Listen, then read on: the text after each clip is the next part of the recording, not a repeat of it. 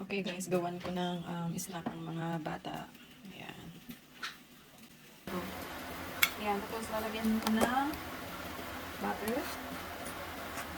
Ayan, masarap. Toasted na po yan. Okay.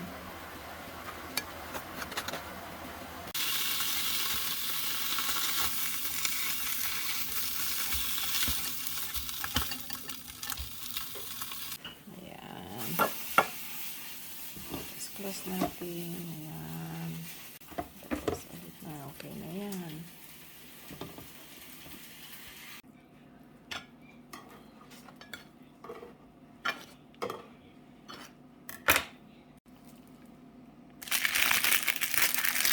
Lagyan natin ng cheese.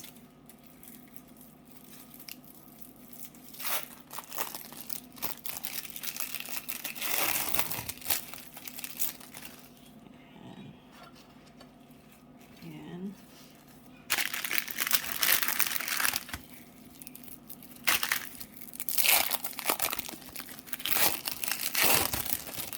Tatlo lang dalawa lang lagyan ko kasi ayaw ni Princess ng cheese. Ayan, and then lagyan na natin yung hotdog. Ayan. Pasok natin yan. Tapos,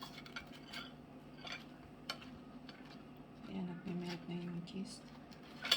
Ayan.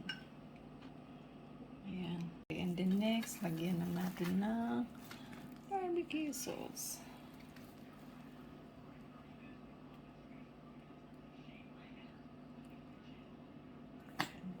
Kay bunso, kay princess, o kay ate at kuya.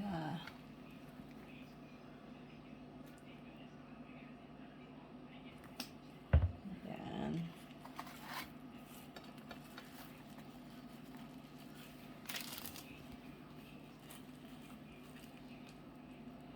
Ayan, kita nyo, nagme-melt na yung cheese. Ang ganda.